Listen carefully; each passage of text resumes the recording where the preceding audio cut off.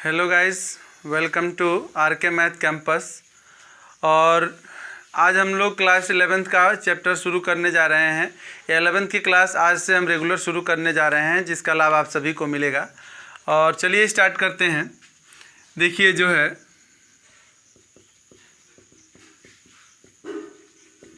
Chapter number first, जिसका नाम है समुच्चय, जिसको इंग्लिश में कहा जाता है सेट्स।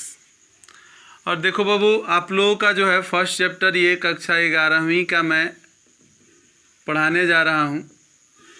और ये जो है NCERT जो है NCERT की जो भी बुक आप लोगों के पास है उसी का ये चैप्टर होगा।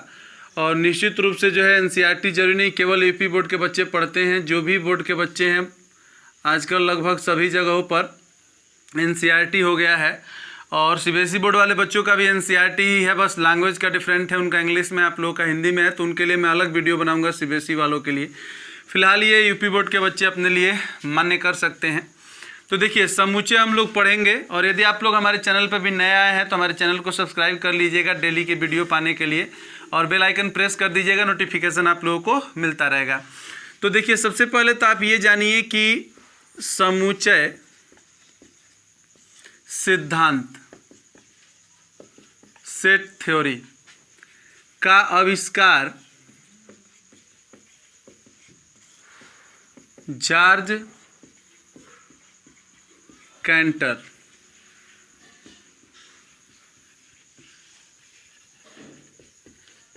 ने किया था। समुच्चय सिद्धांत का आविष्कार जॉर्ज कैंटर ने किया था।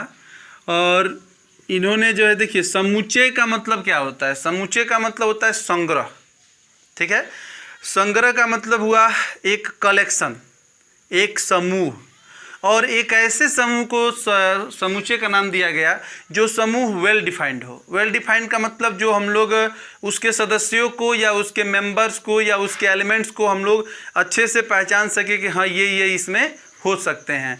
तो देखिए फिलहाल मैं आप लोगों को बताता हूँ कि क्या होता है समुच्चय।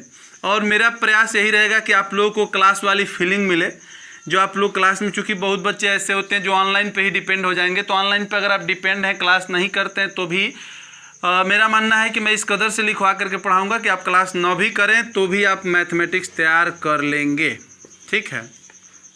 तो देखिए वस्तुओं के सुपरिभाषित संग्रह को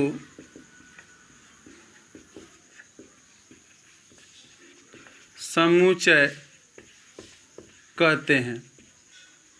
या हम लोग चाहें तो एक और परिभाषा दे सकते हैं कि वह समुच्चय वह संग्रह होता है जिसमें उपस्थित अवयव किसी गुण विशेष को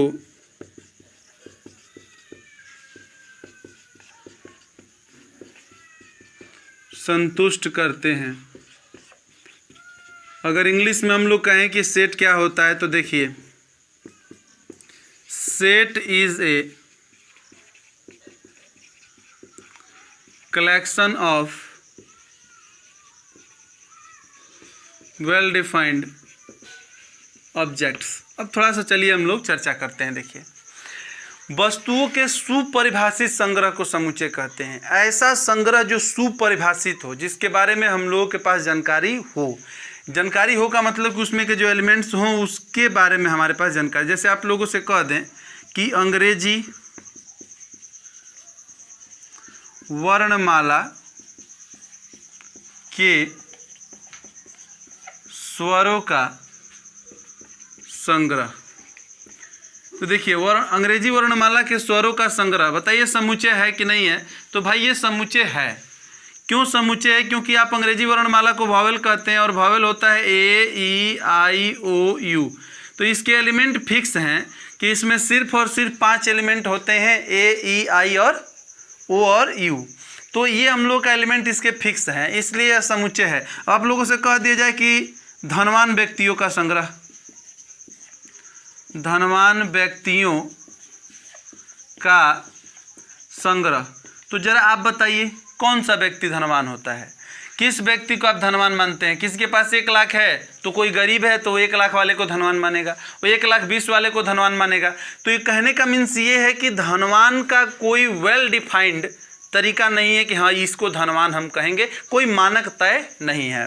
कह दिया जाए कि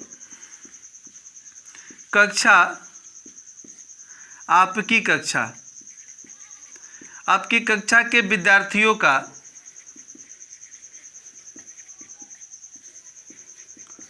संग्रह, बोलिए समुच्चय है कि नहीं है? तो आपकी कक्षा के विद्यार्थियों का संग्रह समुच्चय है। बोलिए क्यों? क्योंकि आप अपने क्लास में पढ़ने वाले बच्चों को काउंट कर सकते हैं, उससे नहीं तो रजिस्टर देख करके पता कर लेंगे कि हाँ इतने बच्चे हैं तो इतना होगा। तो ये हम लोगों का सेट है। तो मैं आशा करता हूँ कि फिलहाल आप लोगों ने सिर्फ इतनी सी बातें समझी कि सेट क्या है, वस्तुओं के सुपरिभाषित संग्रह को ही सेट करते हैं। बाबू सो मत, ध्यान दो क्लियरली। अब आप लोगों का क्लास स्टार्ट हो चुका है और क्लास 10th पास करके आप 11th में आ चुके हैं। थोड़ा सा प्राउड में भी रहो, 10th क्रॉस किए हो, एक सर्टिफिकेट लिए हुए हो, और 11th 12th अगर जम के पढ़ दिए ना तो फिर आपको कोई नहीं रोक पाएगा आगे निकलने से। ठीक, तो आप लोग सेट को समझ पाए हैं, वस्तुओं के सुपरिभाषित संग्रह को हम लोग समुच्चय कहते हैं। देखिए कुछ बात आती है, जैसे बात आ गई समुच्चय, समुच्चय का संकेतन। ठीक है, समुच्चय को हम लोग कैसे संकेतित करते हैं, कैसे दिखाते हैं? Notation of set. तो देखिए समुच्चय को कैसे हम लोग संकेत दिखाते हैं, समुच्चय को कैसे प्रदर्शित करते हैं। देखिए समुच्चय को सब लिख के बताएंगे ताकि आप लोग लिख सकें और फेयर कॉपी स्टैंडर्ड बना के बिना किसी कोचिंग स्कूल के किसी भी विपत्ति में आप अपनी पढ़ाई तैयार कर सकें घर से। देखिए समुच्चय को अंग्रेजी वर्णमाला के बड़े अक्षरों द्वारा लिखा जाता है। ध्यान दीजिएगा, समुच्चय को अंग्रेजी वर्णमाला के बड़े अक्षरों द्वारा लिखा जाता है। जैसे मैंने यहाँ लिखा ना अंग्रेजी वर्णमाला के स्वरों का संग्रह, तो मैंने यहाँ पे जो लिखा है भी, आप देख सकते हैं कैपिटल लेटर है। ठीक है, तो इतना आपको दिमाग में रखना है कि समुच्चय को अंग्रेजी वर्णमाला के बड़े अक्षरों द्वारा प्रदर्शित किया जाता है। जैसे मैं आपसे कह दूं एग्जाम्पलिक रेशिया में आप देखेंगे, जैसे 1 से 10 तक की प्राकृत संख्याओं का संग्रह।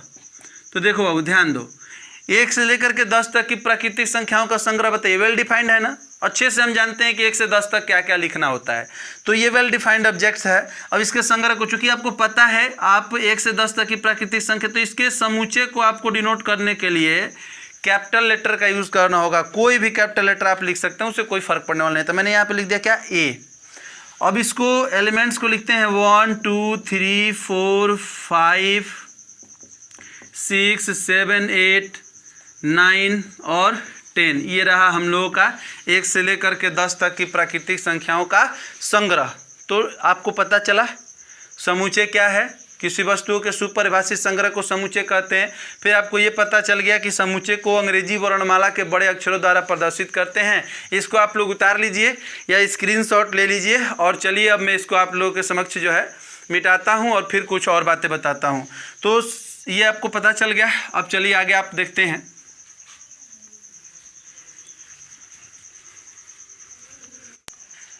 तो चलिए अब हम आप लोगों को बताते हैं। देखो बाबू, समुच्चय के अवयव, एलिमेंट ऑफ सेट, क्या होता है समुच्चय का अवयव? तो देखिए संग्रह, समुच्चय के संग्रह में उपस्थित वस्तुओं को समुच्चय का अवयव कहते हैं तथा समुच्चय के अवयवों को अंग्रेजी वर्णमाला के छोटे अक्षरों तथा या छोटे अक्षरों या संख्याओं द्वारा लिखते हैं। ये बात आप लोगों को दिमाग में रखना है कि समुच्चय के संग्रह में उपस्थित जो भी वस्तुएं हैं वो समुच्चय का एलिमेंट कहलाती हैं, समुच्चय के अवयव कहलाती हैं। और समुच्चय के अवयवों को हमेशा अंग्रेजी वर्णमाला के छोटे अक्षरों से लिखते हैं या जो है हम लोग संख्याओं द्वारा प्रदर्शित करते हैं। जैसे मान लीजिए आपसे कह दिया जाए कि 1 से 10 तक के विषम संख्याओं का समुच्चय। तो 1 से लेकर के 10 तक के विषम संख्याओं का समुच्चय लिखना है हम लोगों को। कुछ भी आप ले सकते हैं, कैपिटल लेटर से निरूपित करते हैं, ये आपको पता है, ठीक है। और 1 से लेकर के 10 तक की विषम संख्याएं, तो 1 के बाद क्या, एक विषम संख्या है, फिर 3 है, फिर 5 है, फिर 7 है, फिर 9 है।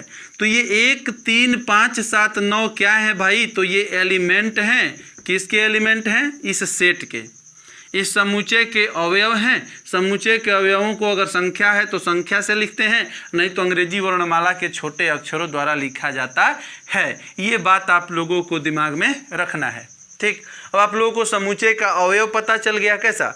अब आप लोगों को हम कुछ विशेष बात और बताते हैं जिसकी जानकारी आप लोगों के पास होना चाहिए। सबसे पहले आप लोग देखते आ रहे हैं कि बार बार चूँकि आपके माइंड में एक बात आएगी कि सर आप हमेशा मझला कोष्ठक ही यूज़ कर रहे हैं, मिडिल ब्रैकेट ही यूज़ कर रहे हैं। तो देखो भाई, नोट नंबर फर्स्ट, नोट मतलब होता है विशेष बात। समुच्चय के अवयवों को सदैव मझले कोष्ठक, जो कि ऐसे होता है, मझले कोष्ठक में लिखा जाता है। बोलो बाबू, क्लियर हुआ। समुच्चय के अवयवों को सदैव किस कोष्ठक में लिखा जाता है, मझले कोष्ठक में लिखा जाता है। ये बात आपको माइंड में रखना है। फिर चलिए मैं आप लोगों को एक बात और बताता हूँ। देखिए, समुच्चय में एक ही अवयव को एक से अधिक बार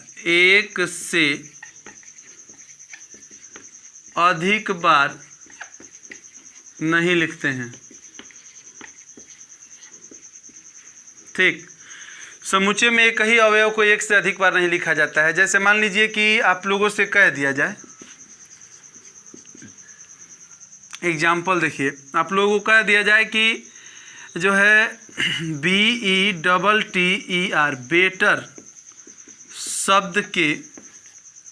बेटर शब्द के अक्षरों का समुच्चय। तो देखो बाबू, बेटर शब्द के अक्षरों का समुच्चय आप इसको किसी से डिनोट कर सकते हैं। मान लीजिए ए है, तो ये बात आपकी पहली क्लियर करना कि समुच्चय के कोई भी समुच्चय हो उसके अवयवों को मझले कोष्ठक में लिखा जाता है, मिडिल ब्रैकेट में लिखा जाता है। अब देखो, इसमें आप बी लिख दिए, कामा, अब यहाँ कैपिटल में ही लिखेंगे, इसके ही एलिमेंट, यही शब्द लिखे जा रहे हैं, यही अक्षर लिखे जा रहे हैं। तो बी हो गया, ई हो गया, टी हो गया, आर हो गया। अब देखिए भाई, डबल टी था तो हमने एक ही टी लिखा, और यहाँ पर ई एक बार आ चुका था तो हमने वह ई नहीं लिखा, आर लिखा, BETR। क्यों? क्योंकि समुच्चय में एक ही अवयव को 2 बार नहीं लिखा जाता है। अब आपके माइंड में एक बात आ गई कि सर जी, अगर मान लीजिए कि हमारे, जैसे आपने एग्जाम्पल दिया था कि कक्षा 11 के विद्यार्थियों का संग्रह, तो सर उसमें राहुल, रोहन, रितेश 3 लोग अगर आ गए तो सर जी हम क्या करेंगे। तो देखो बाबू, अब वहाँ पे आप ये नहीं कि उनको डोनेट करना होगा, जैसे राहुल, रोहन, रितेश, तो आप आर आर आर नहीं लिखेंगे, इसको अब आप एक विशेष नाम दे देंगे R1 R2 R3, और इसमें आप डिसाइड कर लेंगे पहले कि R1 राहुल है, रितेश है, ऐसे करके आप डिसाइड कर लेंगे। तो ये ज़्यादा दिमाग लगाने की ज़रूरत नहीं है, सिंपली मैं आपको बताते जा रहा हूँ, उसको आप सीखते जाइए और लिखते जाइए। तो आपने ये जाना कि समुच्चय के अवयवों को सदैव महिला कोष्ठक में लिखते हैं, समुच्चय के एक ही अवयव को एक से अधिक बार नहीं लिखते हैं। समुच्चय क्या होता है? किसी वस्तुओं के सुपरिभाषित संग्रह होता है, समुच्चय कहते हैं। समुच्चय का अवयव क्या होते हैं? उसमें उपस्थित जो भी मटेरियल्स होता है, जो भी वस्तु होता है, वो समुच्चय का अवयव होता है। और समुच्चय का अवयव को सदैव छोटे जो है अक्षरों द्वारा लिखा जाता है ABCD का। तो क्लियर हो गया आपका, इतनी बातें आपके पास जानकारी हो गई।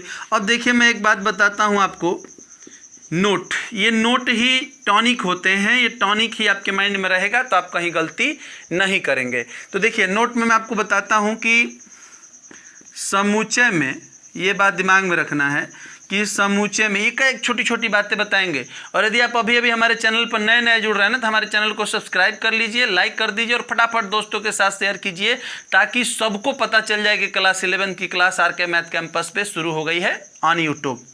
तो चलिए, समुच्चय में ध्यान दीजिएगा, समुच्चय में अवयवों के क्रम बदलने पर समुच्चय नहीं बदलता है, समुच्चय नहीं बदलता है। इसका क्या मतलब हुआ बाबू?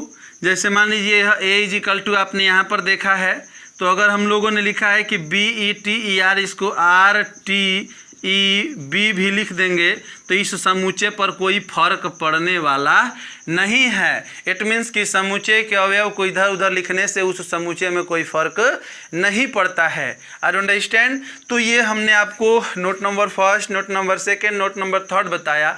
अब कुछ चीज़ें होती हैं जो विशेष तौर पे आपको बता दूं, और मैं लिख के इसलिए बता रहा हूं ताकि आप लोग लिखते चलो। अरे बच्चे एकदम मन लगा दो, और 11 12 अगर पकड़ लिए ना, तो फिर आप जिस मुकाम तक पहुंचना चाहते हो, ये 11 12 आपको पहुंचा देगा। प्यारे बच्चों, ये बात दिमाग में रखना। चलो बाबू, नोट नंबर 3, ये बातें दिमाग में रखोगे। अब इसको मैं मिटा दूँ ना, फिर हमारे पास स्पेस बनेगा, फिर हम लोग आगे लिखेंगे। एक नोट और बताते हैं, उसके बाद फिर कुछ अलग बातें बताएंगे। तो चलिए, इसको हम खट से डिलीट मार देते हैं। आप लोगों के लिए सर थोड़ी सी गर्मी भी सहन कर रहे हैं, क्योंकि भाई अभी हमारे पास AC की व्यवस्था नहीं है। तो चलिए, नोट नंबर 4 हम बताते हैं। आप लोग चाहेंगे तो AC हो जाएगा। कैसे? खूब सब्सक्राइब करो, खूब लाइक करो, दोस्तों के साथ शेयर करो, थोड़ा सा मेरा सेपरेट कर दो, मेरा प्रसार कर दो, और फिर आप लोगों को मज़ा भी आएगा। मैं आप लोगों के लिए काम करूँगा बाबू, रेगुलर काम करूँगा। रेगुलर आपका ये चैप्टर 2 से 3 दिन, 4 दिन, 5 दिन में ख़त्म हो जाएगा। जितना जल्दी हो सके मेरा काम है मेहनत करना, और आपका काम है पढ़ना। जुड़ जाइए, पढ़ते रहिए। देखो बाबू, नोट नंबर 4 में मैं क्या बताता हूँ। देखिए, यदि विशेष बात यही है, यदि X समुच्चय A का अवयव है, यदि X समुच्चय A का अवयव है, तो X बिलोंग्स टू A लिखते हैं। ये क्या है, डरो मत, बताऊंगा अभी। और यदि X समुच्चय A का अवयव नहीं है, यदि X समुच्चय A का अवयव नहीं है, तो उसे X does not belongs to A लिखते हैं। देखिएगा, जैसे मान लो बाबू, ध्यान देना, एक हम लोग के पास सेट है A = 1 2 3 4 5 6। तो देखिए, यदि मान लीजिए कि इसमें से 2 है, 2 डॉट डॉट डॉट मैंने लिख दिया A, और इसमें आपको चिन्ह फिल करना है, ये belongs to does not belongs to. जरा जान लो बिलोंग्स टू क्या होता है। देखो बाबू, इसको हमने बोला, ये हम लोग का अगर देखा जाए तो ये आया है हम लोगों का एप्सिलॉन, ठीक है, एक ग्रीक वर्ड है, ग्रीक शब्द है, जिसका मतलब होता है संबंध रखना, संबंध रखना, ठीक है। इसको हम लोग बोलते हैं बिलोंग्स टू, बिलोंग्स टू का मतलब होता है संबंध रखना। जैसे देखिए ये 2 है तो यह 2 का ए के साथ संबंध है कि नहीं है, क्योंकि ये 2 ए में है तो 2 बिलोंग्स टू ए। और ये कह दिया जाए 9, तो बोलो इसमें 9 है कहीं, नहीं ना, तो क्या 9 डज नॉट बिलोंग्स टू ए। कह दिया जाए 4, तो 4 बिलोंग्स टू ए, क्योंकि इसमें है। 10 कह दें तो बताइए 10 इसमें है, नहीं है, तो 10 डज नॉट बिलोंग्स टू ए। तो मैं आशा करता हूँ ना कि ये बात आप लोगों को समझ में आ गई होगी। तो धीरे धीरे स्टेप वाइज हम लोग क्लियर सीखते जा रहे हैं और सीखते चलिए। ये हम लोग जितना भी अभी पढ़ेंगे ये सब रूल फॉर एक्सरसाइज 1.1 पढ़ रहे हैं। विशेष तौर पर आप लोग सबसे ऊपर मैंने हेडिंग अगर नहीं लगाया था तो आप लोग हेडिंग लगा लीजिएगा, रूल फॉर एक्सरसाइज 1.1, क्योंकि हम लोग 1.1 के लिए ही ये नियम पढ़ रहे हैं और ये ख़त्म करेंगे जैसे ही आप लोग 1.1 का सारा सवाल गाजर का हलवा बना के रख देंगे, बिना दांत वाले भी उसको चुटकियों में खा जाएंगे, ऐसा हलवा तैयार होगा। इट मीन्स कि इतना आसान हो जाएगा कि आप लोग मस्ती में कर लेंगे। बाबू थोड़ा सा पढ़ाई से जुड़िए। तो नियम जो बताया जा रहा है इसको क्लियर करिए। तो ऊपर सबसे ऊपर जा करके लिख दीजिए तो रूल फॉर एक्सरसाइज 1.1। और चलिए इतना तो आप लोगों का हो गया, हमने आपको नोट बता दिया। अब कुछ विशेष, ठीक है, कुछ विशेष समूचे या सेट जिसके बारे में आप लोग बहुत पहले से जानते हैं लेकिन आपके माइंड में बात नहीं थी कि हाँ यह सेट ही है। जैसे अगर ध्यान दिया जाए तो प्राकृतिक संख्या, तो प्राकृतिक संख्या को एक विशेष नाम दिया गया है कि 1 से स्टार्ट होकर अनंत तक जाने वाली संख्याएं क्या है, प्राकृतिक संख्याएं हैं, तो उनका एक विशेष नाम है, तो वही भी एक सेट है। तो देखिए अब यहाँ पे मैं लिखता हूँ कुछ विशेष समुच्चय, कुछ विशेष समुच्चय, सम स्पेसिफिक सेट।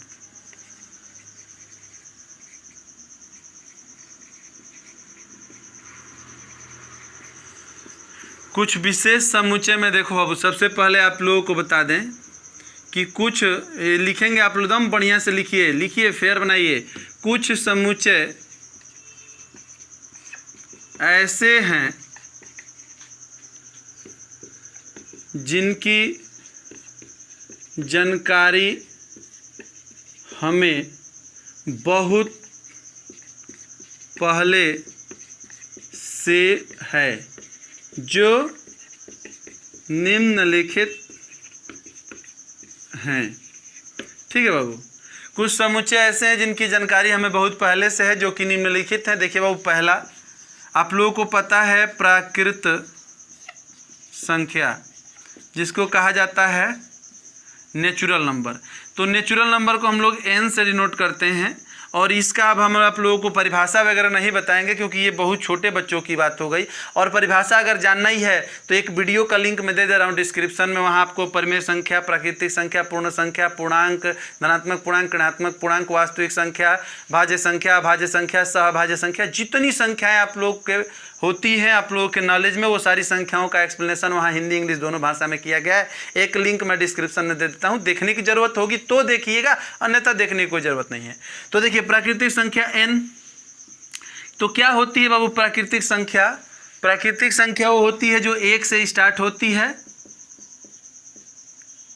ठीक है, और इसका कोई अंत नहीं होता है। अब आप कहेंगे कि सर आपने कहा था कि सुपरिभाषित हो तभी सेट में डालेंगे या वही सेट कहलाएगा। तो बाबू देखिए प्राकृतिक संख्याओं का कोई अंत नहीं है, लेकिन प्राकृतिक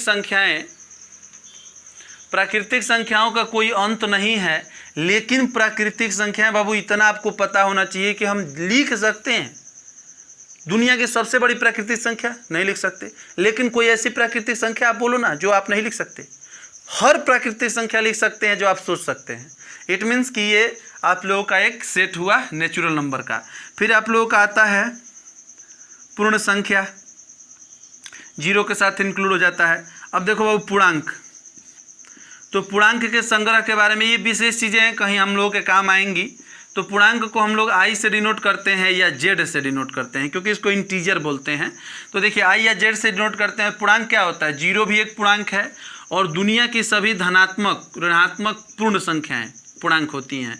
+-1, +-2, +-3, +-4 ... इसका भी कोई अंत नहीं है, तो ये पूर्णांकों का हम लोगों का क्या हो गया, सेट हो गया। अब देखिए नंबर 3, ये प्राकृतिक संख्या हो गया, पूर्णांक हो गया। अब हम आप लोगों को बताते हैं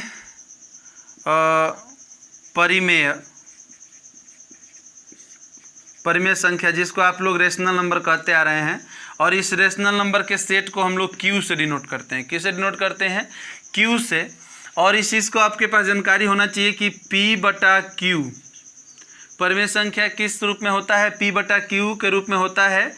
और जहाँ Q does not is equal to क्या होना चाहिए, 0 और and P and Q, P और Q हम लोग का क्या होना चाहिए, belongs to P and Q belongs to integer I। P और Q हम लोग का I होना चाहिए। बिलोंग्स टू का मतलब संबंध रखना। ये P और Q पूर्णांक होना चाहिए और Q 0 नहीं होना चाहिए। जितनी संख्याएं हम लोग लिख सकते हैं वो सारी, जैसे आप लोग जो है परिमेय संख्या के बारे में अगर आप लोग जाने तो जैसे मान लीजिए 5/4, तो ये क्या है भाई, परिमेय संख्या है। 5/4 क्या है, परिमेय संख्या है, क्योंकि ये P है, ये Q है और Q 0 नहीं है।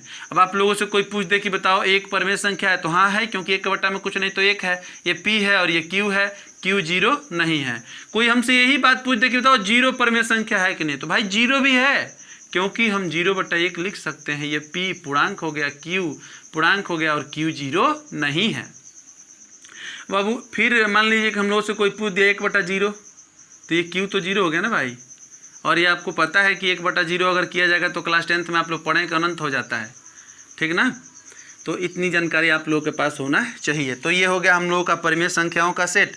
अब मैं आप लोगों को बताता हूँ चौथा, अपरिमेय संख्याओं का सेट। अपरिमेय संख्या, चलो बाबू अपरिमेय संख्या, तो अपरिमेय संख्या को हम लोग Q डैश क्या लिखते हैं, Q डैश लिखते हैं। और अपरिमेय संख्या क्या होती है, ये भी P/Q ही होती है। P/Q के फॉर्म में ही होती है, नहीं P/Q के फॉर्म में नहीं होती है, ठीक है।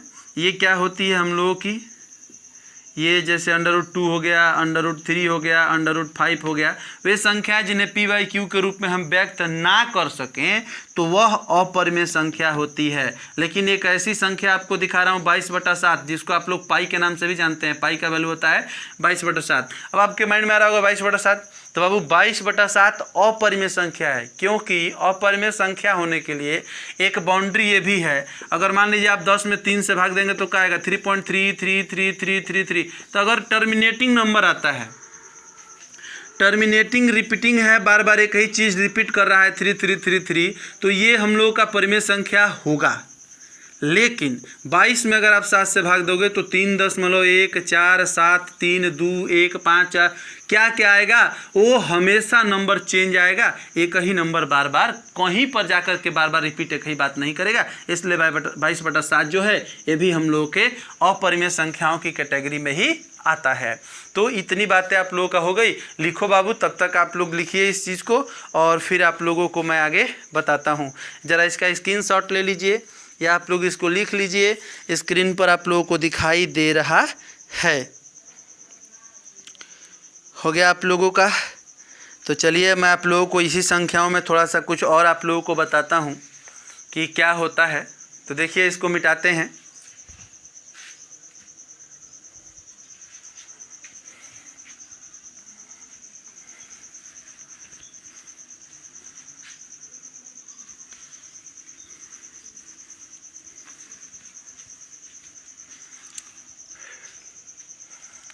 तो चलिए हम लोग देखते हैं। आइए ध्यान दीजिए आप लोगों को। अब मैं बताता हूँ। देखिए मैंने यहाँ पे आप लोगों को ये बताया नहीं, थोड़ा सा ये भी मैं बता दूँ। पूर्ण संख्या क्या बोलते हैं बाबू, पूर्ण संख्या को पता नहीं क्या नंबर है, 4-5 नंबर शायद। पूर्ण संख्या, तो पूर्ण संख्या को होल नंबर बोलते हैं, इसको W से डिनोट करते हैं। तो देखिए जी, हम लोगों के होल नंबर में कहाँ से पूर्ण संख्या किसे कहते हैं, वे संख्या जो 0 से या ऑल नेचुरल नंबर विथ 0, ठीक है, या नंबर स्टार्टिंग विथ 0 से स्टार्ट होने वाला 1 2 3 4 ... इसका भी कोई अंत नहीं होता है। तो ये सारे नंबर पूर्ण संख्या कहलाते हैं। अब देखिए बाबू, आप लोगों का आ गया वास्तविक संख्या, जिसको हम लोग कहते हैं रियल नंबर आर। तो इसमें क्या होता है, Q and Q dash. It means कि दुनिया की सारी परिमेय संख्या और दुनिया की सारी अपरिमेय संख्या मिला करके वास्तविक संख्या होती है, रियल नंबर होती हैं। इट मीन्स आप कह सकते हैं कि दुनिया का हर नंबर रियल नंबर। अब आप लोग आज तक यही पढ़ते आ रहे हैं। आप लोगों ने कभी काल्पनिक संख्या पढ़ा क्या? नहीं ना। इमेजिनरी नंबर कभी पढ़े क्या? आपने वही संख्या पढ़ा जो आप लिख सके, और जो लिख सके वो वास्तविक है। तो देखिए, एक काल्पनिक संख्याओं का भी अस्तित्व है। काल्पनिक संख्याओं के बारे में सर आइलर साहब ने बताया है, जो कि मैं आप लोगों को 5वें चैप्टर में पढ़ाऊंगा क्लास 11th में ही। जब आप कॉम्प्लेक्स नंबर पढ़ेंगे तो उस जगह पर आप लोगों को हम आप लोगों को काल्पनिक संख्याओं के बारे में बताएंगे। फिलहाल उसके बारे में सोचने की ज़रूरत नहीं है। तो ये कुछ संख्याओं का सेट रहा जिसके बारे में आप लोगों को जानकारी पहले से है। अब हम लोग चलते हैं समुच्चय का निरूपण। कैसे समुच्चय को निरूपित करते हैं तो देखेंगे बाबू, आपको ये हटा करके मैं आप लोगों को बताता हूँ समुच्चय का निरूपण। तो देखिए,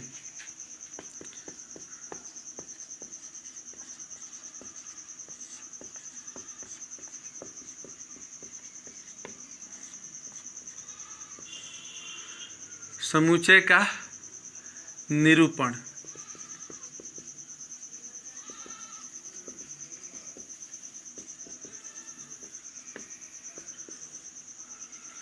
रिप्रेजेंटेशन ऑफ सेट, समुच्चय का निरूपण। समुच्चय को कैसे हम लोग निरूपित करते हैं ये बात हम आप लोगों को बताते हैं। तो देखिए, समुच्चय के निरूपण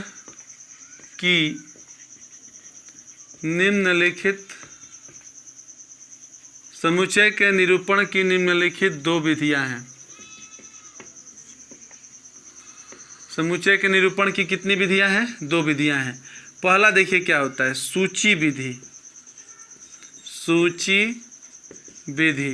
या इसी को हम लोग कहते हैं तालिका विधि, या इसी को हम लोग कहते हैं रोस्टर विधि। इतना नाम है एक ही विधि का, सूची विधि, तालिका विधि या रोस्टर विधि। इंग्लिश में इसको कहते हैं टेबुलर मेथड, या होता है लिस्टिंग मेथड, या होता है हम लोगों का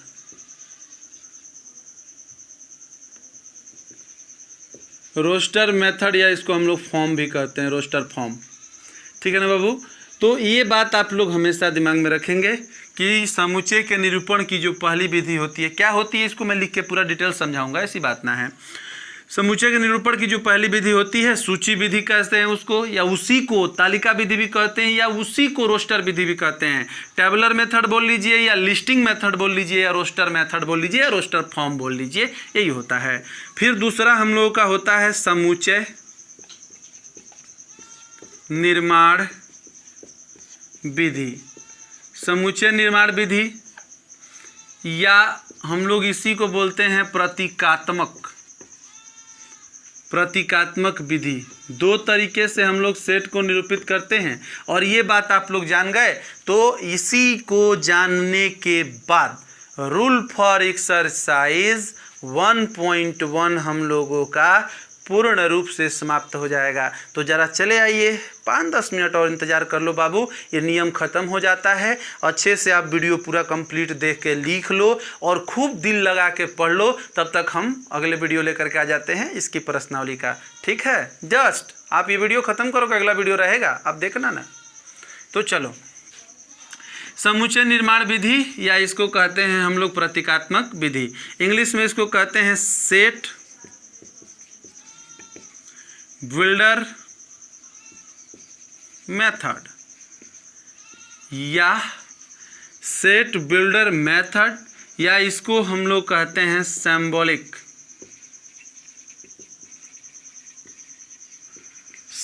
मेथड। तो ये हम लोग के पास समुच्चय निरूपण की दो विधि होती है, सूची विधि या उसी को कहते हैं तालिका विधि या उसी को कहते हैं रोस्टर विधि। टेबुलर मेथड कहते हैं या लिस्टिंग मेथड कहते हैं या रोस्टर मेथड कहते हैं। बात दिमाग में रखना बाबू, और दिमाग में रखोगे ना रे बाबा, दिमाग में रखोगे ना बाबू, दिमाग में रखना। समुच्चय निर्माण विधि प्रतीकात्मक विधि उसी का नाम है। इट मीन्स कि सेट बिल्डर मेथड या सिंबॉलिक मेथड। तो चलिए पहला मैं इसमें आप लोगों को बताता हूँ सूची विधि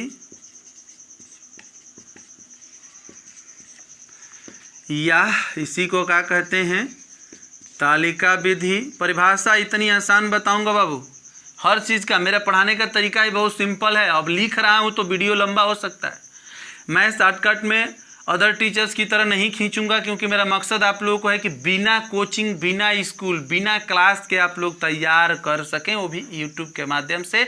only one platform RK math campus. तो प्लीज़ यदि आप लोग हमारे चैनल पर नए हैं तो हमारे चैनल को लाइक कर लीजिए, सब्सक्राइब कर दीजिए, दोस्तों के साथ ज़रा शेयर कर दीजिए, बेल आइकन को ऑल पे प्रेस कर दीजिए ताकि हमेशा नोटिफिकेशन आपको मिलेगा और आप अपनी पढ़ाई को जारी रखेंगे। तो चलिए सूची विधि, तालिका विधि या रोस्टर विधि। तो देखो बाबू, इसको मैं लिखवाता हूँ कि क्या होता है। समुच्चय को उनके अवयवों के साथ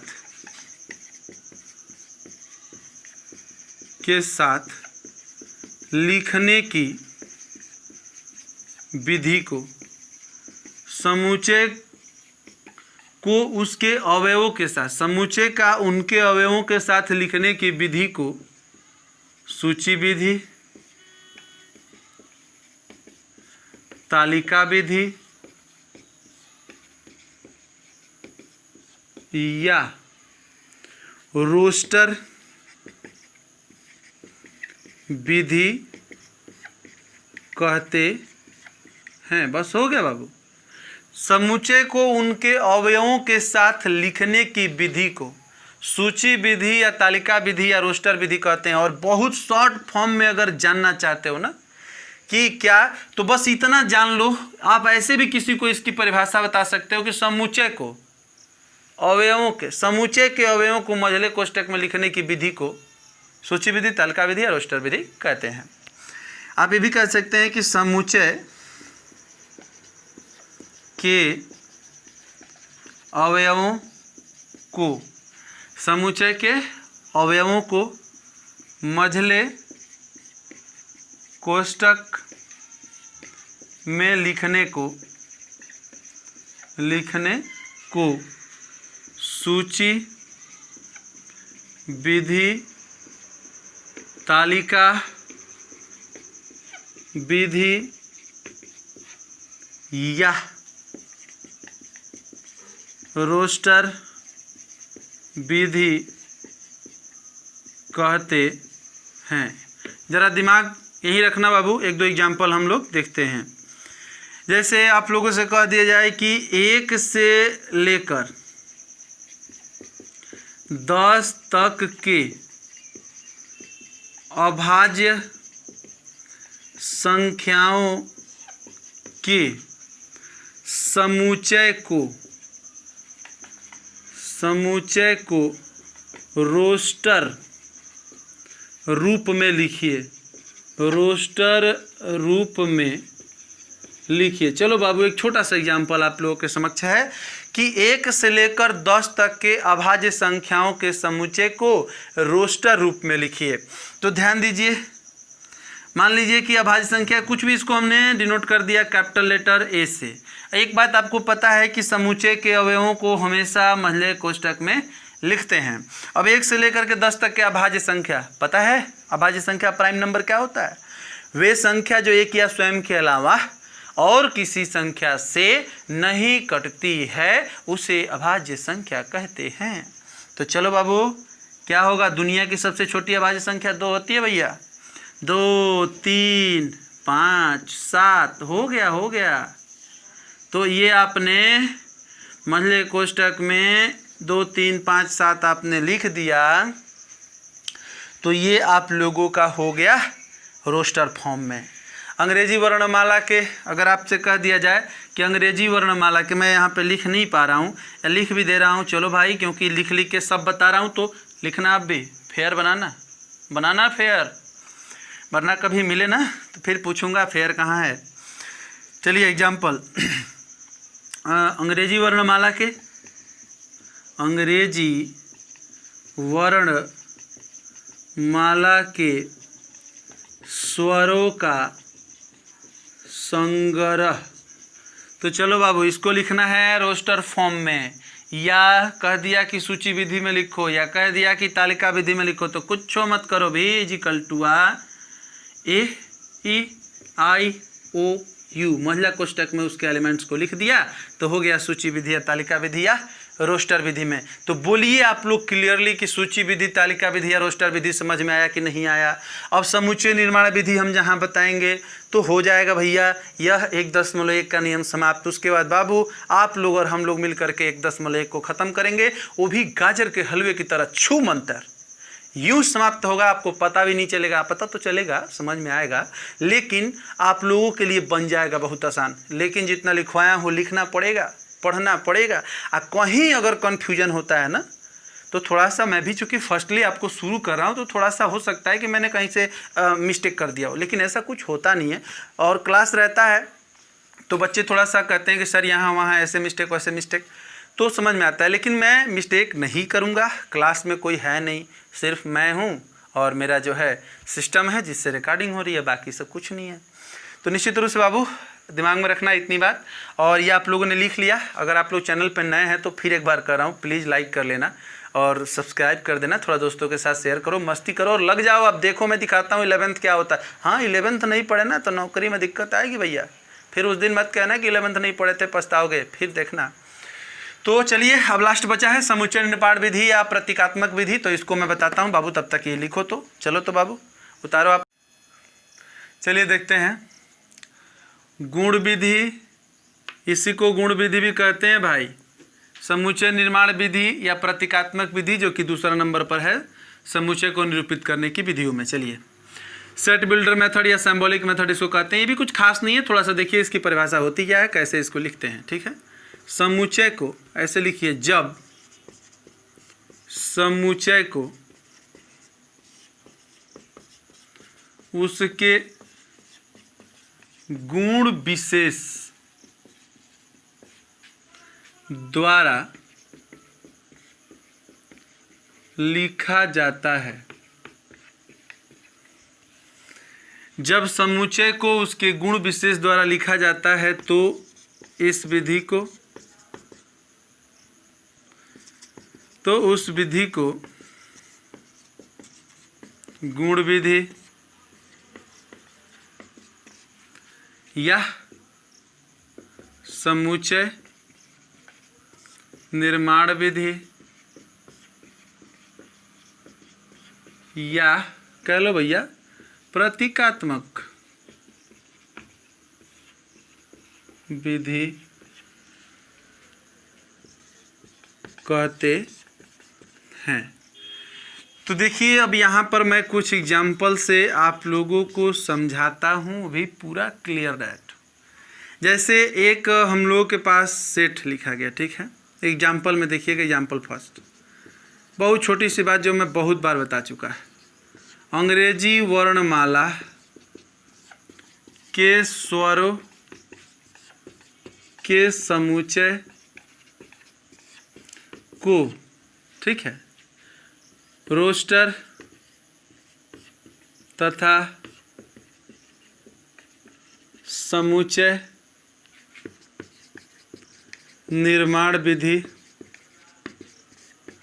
में लिखिए। जरा ध्यान दीजिएगा, इसके समुच्चय को हम लोगों को दोनों फॉर्म में लिखना है, रोस्टर मेथड या उसी को सूची विधि, तालिका विधि या रोस्टर विधि कहते हैं, और ये गुण विधि, समुच्चय निर्माण विधि या प्रतीकात्मक विधि, ये उसी को कहते हैं समुच्चय निर्माण विधि। दोनों विधियों में लिखना है। तो देखो बाबू, समुच्चय पहले रोस्टर फॉर्म में लिखता हूँ, रोस्टर फॉर्म। तो जरा ध्यान दीजिएगा, रोस्टर फॉर्म में देखिए भावेल है तो भी हमने लिख दिया इजिकल टू, समुच्चय को अंग्रेजी वर्णमाला के बड़े अक्षरों से प्रदर्शित करते हैं, आपको बता चुका हूँ। समुच्चय को एलिमेंट्स को मंझले कोष्ठक में लिखते हैं, आपको बता चुका हूँ। और अभी आप लोग पढ़ के आ रहे हैं कि रोस्टर फॉर्म क्या होता है। केवल समुच्चय के एलिमेंट्स को मंझले कोष्ठक में लिख दिया जाए तो वही रोस्टर फॉर्म होता है। तो हो गया AEIOU, ये रहा बच्चे हम लोगों का हो गया वॉवेल रोस्टर फॉर्म में। अब इसको हम लोगों को लिखना है सेट बिल्डर फॉर्म में।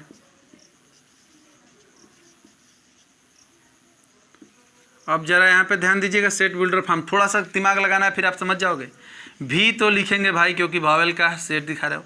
अब इसके गुण विशेष द्वारा लिखना है। देखिए ऐसे लिखेंगे, x is such that x is a vowel. Vowel से ही दुनिया को पता है कि AEIOU, ठीक है ना। तो यहाँ पे क्या लिखा है, इसको बोलते हैं डबल बिंदु को सच दैट। क्या बोलते हैं भाई, सच दैट। और सच दैट का मतलब होता है इस प्रकार है कि एक्स इस प्रकार है कि एक्स एक वॉवेल है। हो गया समुच्चय निर्माण विधि में। देखो जरा, अभी आप लोग शायद क्लियर नहीं हो पाए हैं क्योंकि एक एग्जाम्पल मैंने दिया है। एक एग्जाम्पल और देते हैं बाबू, यहाँ पर क्लियर होगा, समझ में आएगा। जैसे देखिए 10 से कम प्राकृत संख्याओं के संग्रह को समुच्चय निर्माण विधि में लिखिए। देखो बाबू, हम लोगों को लिखना है, जैसे मान लो रोस्टर फॉर्म में ROSTER थोड़ा रोस्टर फॉर्म में पहले लिख देता हूँ, तब देखो आप क्लियर। तो नेचुरल नंबर आप इसको किसी से दिखा दो, आप ए से दिखा दो, चलो कैपिटल ए। अब चलो भाई 10 से कम प्राकृतिक संख्या 1 2 3 4 5 6 7 8 9 10, ये हो गया हम लोग का 10 से कम प्राकृतिक संख्या जो रोस्टर फॉर्म में है, या इसको हम लोग कह सकते हैं सूची विधि में है या तालिका विधि में है, ठीक है। अब देखो भाई, इसी को हम लोगों को लिखना है सेट बिल्डर फॉर्म में। समुच्चय निर्माण विधि या गुण विधि या सिंबॉलिक मेथड, सिंबल के रूप में। तो सिंबल मतलब आप समझते ही हो, प्रतीक के रूप में। तो देखो A=, इसको कैसे लिख देंगे, x is such that x. ध्यान दीजिएगा, यही एक मेन बात है। एक्स इस प्रकार है, माने ये सारे एलिमेंट्स को मान लिया कि एक्स है, और वह एक्स कैसा है, तो वह एक्स इस प्रकार है, x is such that x इस प्रकार है कि एक्स 10 से कम एक प्राकृत संख्या है। हो गया। या आप लोग इसको और जो आप सिंबल जानते हुए लिखना जानते हो ऐसे भी लिख सकते हो आप भाई, कि x is such that x इस प्रकार है, वेयर माने जहाँ, हिंदी में लिखना जहाँ। तो x is such that x इस प्रकार है कि जो एक्स है वह 1 से बड़ा या बराबर है, 1 से बड़ा या बराबर है, क्योंकि 1 से स्टार्ट हुआ है, और 10 से क्या है भाई, छोटा है। तो आप इस तरह से भी लिख दोगे तो यह सेट बिल्डर फॉर्म है, समुच्चय निर्माण विधि है, ठीक है। तो ये आप लोगों को समझ में आया। मैं एक एग्जाम्पल और दे दूँ बाबू, ये आप लोग थोड़ा सा हट जाता हूँ, आप लोग स्क्रीनशॉट ले लो और लिख लो आप। उसके बाद एक एग्जाम्पल और मैं आप लोगों को देता हूँ, यहीं जस्ट इस इसको हटा करके देखिए यहाँ पे मैं, चलिए हो गया। अब आप लोगों को मैं देता हूँ यहीं पर एक एग्जाम्पल, देखिएगा। जैसे आप लोगों से कह दिया जाए, ज़रा ध्यान दीजिएगा, एग्जाम्पल नंबर 3 कि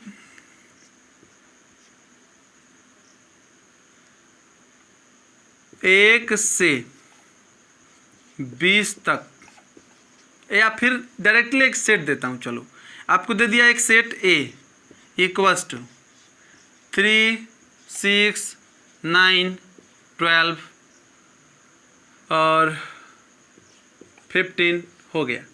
एक सेट मैंने आपको दे दिया 3 6 9 12 15। भाई ये हम लोगों का रोस्टर फॉर्म में है, ठीक है। और इसको मैंने कह दिया कि right into set builder form, it means कि समुच्चय निर्माण विधि में लिखिए। तो जरा ध्यान दीजिएगा, हम लोग ऐसे लिखेंगे A = देखो जी, एक्स इज सच दैट, ये आप क्या देख रहे हो यहाँ पर कि 3 3 दूनी 6 3 3 9 3 4 12 3 5 15, इट मीन्स कि 3 का गुणज है तो 3n। x इस प्रकार है कि 3n है, जहाँ n क्या है तो n देखो भाई 3 एकम 3 यानी कि 1 से बड़ा या बराबर है, क्योंकि 1 से बड़ा भी हो रहा है, सॉरी हाँ ठीक है n है ना। 3 एकम 3, 3 दूनी 6, 3 तिली का 9, 3 चौक 12, यहाँ 1 रखो, 2 रखो, 3 रखो, 4 रखो, 5 रखो, 3 5 15 तक। तो n क्या है 1 से स्टार्ट है और छोटा है या बराबर है किसके 5 तक। ये आप लोग समझ लीजिएगा, इसको पढ़ते हैं हम लोग इज लेस देन, जिधर मुंह बंद है, is less than or equal to, जैसे n is less 1 is less than or equal to n, ठीक है ना। या n को हम लोग कहेंगे क्योंकि यहाँ हमको n से ही मतलब है, तो n is greater than or equal to 1, माने n 1 के बराबर है या 1 से बड़ा है, क्योंकि बाबू 1 से गुणा हुआ तो ये आया 2 से, 3 से, 4 से और 5 से, लास्ट 5 जा रहा है, तो 5 से छोटा है या बराबर है, is less than or equal to 5, is greater than or equal to 1। तो ये चीज़ आप लोगों को समझ में आया। और यहीं पर अगर आप लोग देखें तो आप लोगों की एक्सरसाइज 1.1 के लिए जितना भी नियम है वह समाप्त हो गया बाई रितेश सर, आर के सर, ठीक है। हमने आप लोगों को 1.1 जो कि क्लास 11th का फर्स्ट चैप्टर की बेसिक बातें हमने पूरा कंसेप्ट आप लोगों का क्लियर करा दिया। और बाबू देखो इतना सिंपल लैंग्वेज में बताया हूँ कि थोड़ा सा कोई लड़का आइडिया लगाए, दिमाग लगाए, बुद्धिमान हो तो क्लियर उसको समझ में आएगा। और दूसरी बात यह है कि मैंने ऐसे लिखवाया है कि आप चाहें तो स्टैंडर्ड फेयर बना सकते हैं और घर से ही अपनी पढ़ाई को जितना बेहतर चाहें उतना बेहतर कर सकते हैं। और आपका एक छोटा सा सपोर्ट हमारे लिए यही होगा कि यदि आप हमारे चैनल पर नए नए जुड़े हैं या अभी हमारे चैनल को आप पहली बार देख रहे हैं या फिर हमारे चैनल को आप देखे हुए हैं लेकिन सब्सक्राइब नहीं किए, तो प्लीज़ हमारे चैनल को सब्सक्राइब कर दीजिए, लाइक कर दीजिए, प्रेस द बेल आइकन ताकि नोटिफिकेशन मिलता रहेगा, और दोस्तों के साथ शेयर कीजिए। इतना तो आप मेरे लिए कर ही सकते हैं और आपके लिए हम पढ़ाने का काम करते रहेंगे। तो चलिए बहुत बहुत धन्यवाद आप सभी का, आपने हमारा वीडियो देखा। और ये 1.1 का नियम तब तक तैयार कीजिए, तब तक हम अगले वीडियो में इस प्रश्नावली को लेकर के आ जाते हैं। तो पूरी प्रश्नावली हम लोग सॉल्व करेंगे अगले वीडियो में। तब तक के लिए नमस्कार, जय हिंद, वंदे मातरम। ओके।